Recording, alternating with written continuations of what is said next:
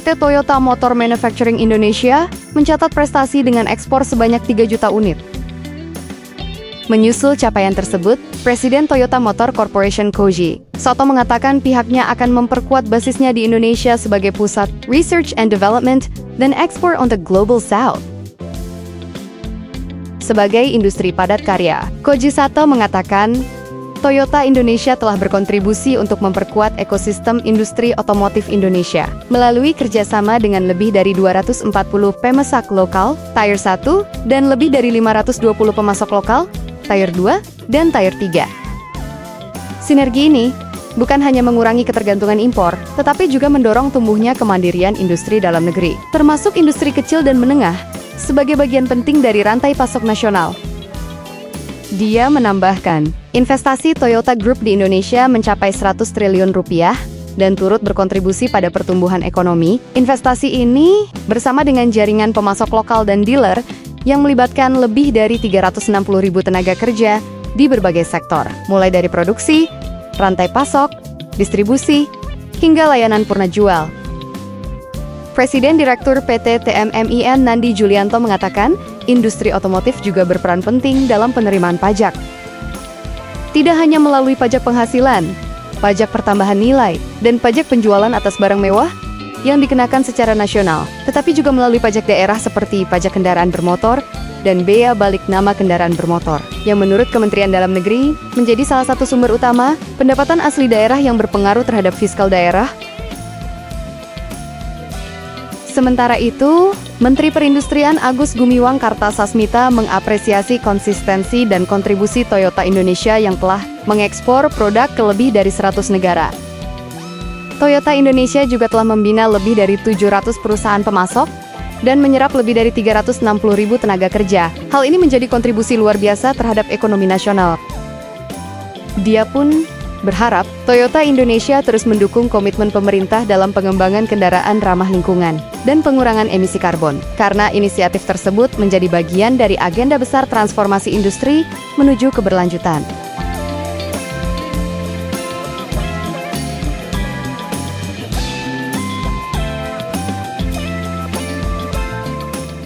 Airbus A320 resmi menyalip Boeing 737 sebagai pesawat penumpang komersial paling laris di dunia. Capaian ini menandai tonggak sejarah baru dalam persaingan panjang dua raksasa industri penerbangan global. Airbus A320 resmi menyalip Boeing 737 sebagai pesawat penumpang komersial paling laris di dunia. Menurut data firma riset Cirium, pengiriman terbaru ke maskapai Saudi Flynas menjadi unit A320 ke-12.260 yang telah diproduksi Airbus. Angka ini secara resmi menempatkan A320 di atas Boeing 737 yang selama puluhan tahun memegang predikat pesawat terlaris di dunia, di mana varian A320 mencakup seri A318, A319, A320, dan A321 yang digunakan oleh ratusan maskapai di seluruh dunia. Program Airbus A320 diluncurkan pada Maret 1984 dengan Air France dan British Caledonia sebagai pelanggan pertama. Pesawat ini melakukan penerbangan komersial perdananya pada April 1988 yang menghubungkan Paris dan Berlin melalui Düsseldorf. Sementara Boeing 737 sudah lebih dulu terbang pada Februari 1968 dengan Lufthansa sebagai pelanggan perdana dan menjadi simbol dominasi Boeing selama beberapa dekade. Adapun keberhasilan A320 menunjukkan pergeseran tren industri menuju efisiensi bahan bakar dan teknologi modern seperti fly-by-wire. Airbus berhasil menarik pasar melalui strategi produksi fleksibel dan versi jarak jauh, seperti A321neo yang diminati maskapai low cost. Dengan keunggulan itu, para analis menilai Airbus ini berada di posisi kuat untuk mempertahankan dominasinya di pasar pesawat komersial dunia. Berbagai sumber untuk ID Action. Mercedes-Benz melaporkan penurunan penjualan global pada kuartal ketiga tahun ini. Penurunan disebabkan tarif impor Amerika Serikat dan persaingan ketat di pasar China.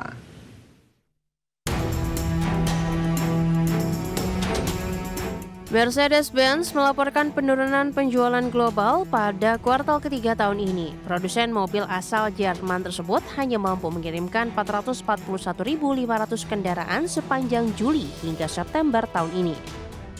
Angka tersebut turun 12% dibanding periode yang sama tahun lalu, dengan penurunan tajam di Amerika Serikat dan China masing-masing mencapai 17% dan 27%. Manajemen menyebut tekanan terbesar datang dari kondisi pasar yang sulit di China, meski penjualan di Eropa, Amerika Selatan, dan kawasan Teluk masih mencatatkan hasil positif. Mercedes menjadi salah satu produsen Jerman yang memangkas proyeksi penjualan 2025 akibat kebijakan tarif Presiden Amerika Serikat Donald Trump terhadap mobil dan suku cadang impor.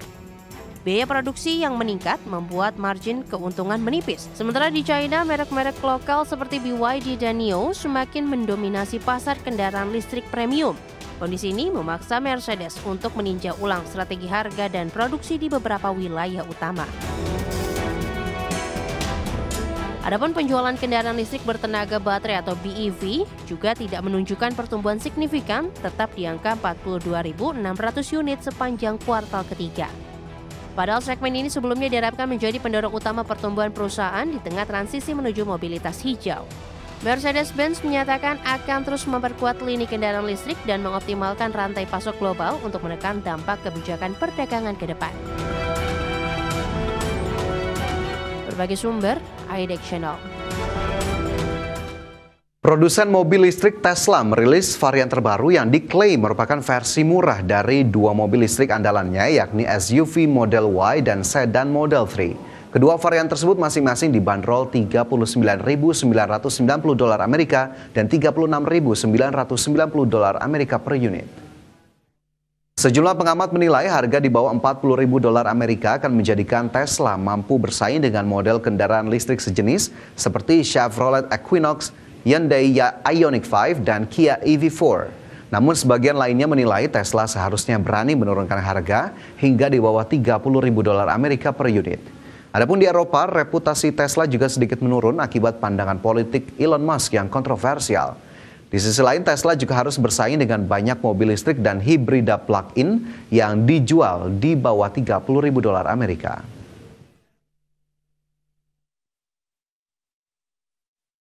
Kami, pemirsa, Organisasi Perdagangan Dunia merevisi turun proyeksi pertumbuhan volume perdagangan global di tahun 2026 menjadi 0,5% dari sebelumnya 1,8%. Pemangkasan proyeksi tersebut terkait dampak kebijakan tarif Amerika Serikat yang kian terasa di 2026 mendatang.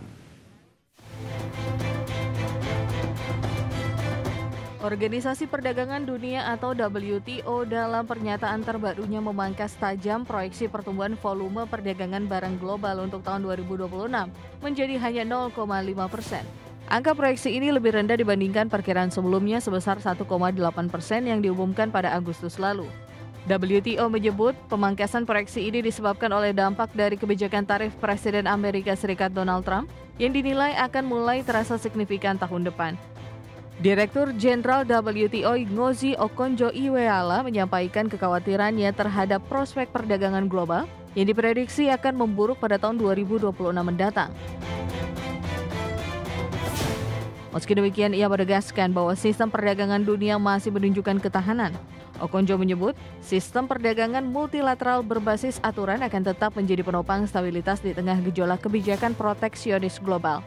WTO justru menaikkan proyeksi pertumbuhan volume perdagangan global untuk 2025 menjadi 2,4% atau naik dari perkiraan sebelumnya 0,9%.